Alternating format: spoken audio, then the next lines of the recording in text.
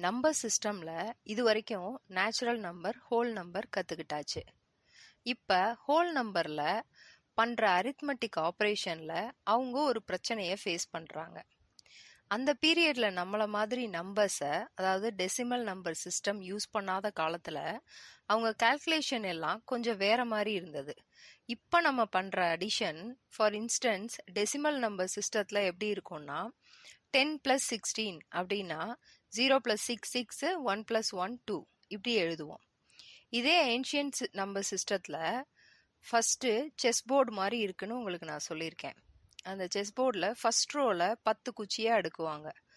அடுத்த ரோல 16 இருக்கா, 10 குச்சியை அடுக்கிட்டு மிச்சம் உள்ளதை அதுக்கு அடுத்த ரோல அடுக்குறாங்க. அப்ப ஒரு பிளாக் அப்படின்றது 10 குச்சி அதுக்குள்ள இருக்கும். அப்ப அந்த ஒரு பிளாக், அந்த 10ன்றத கீழே இருக்க இந்த சிம்பல் மாதிரி ரெப்ரசன்ட் பண்றாங்க.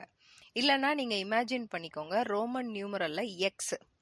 ஓகே, 10ன்றது எக்ஸா இமேஜின் பண்ணிக்கோங்க.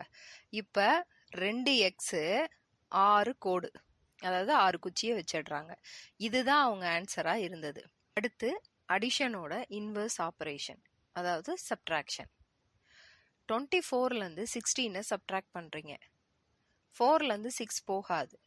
அப்ப பக்கத்துல இருக்க ஒன்ன கடன் வாங்குறீங்க. 14 - 6 8 வருது. இப்ப அதே ஏன்ஷியன்ட் டைம்ல எப்படி எழுதுவாங்க? 10க்கு எக்ஸ், அடுத்த 10க்கு எக்ஸ் 20, அதுக்கப்புறம் 4ன்றதுக்கு 4 குச்சியை அடுக்கிட்டாங்க.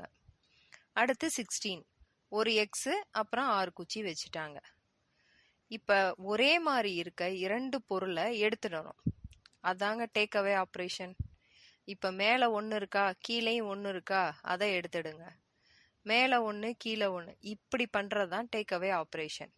ஆனா இங்க என்ன ப்ராப்ளம் வருது அப்படின்னா, மேல இருக்க நம்பரை விட கீழே இருக்க நம்பர் பெருசு.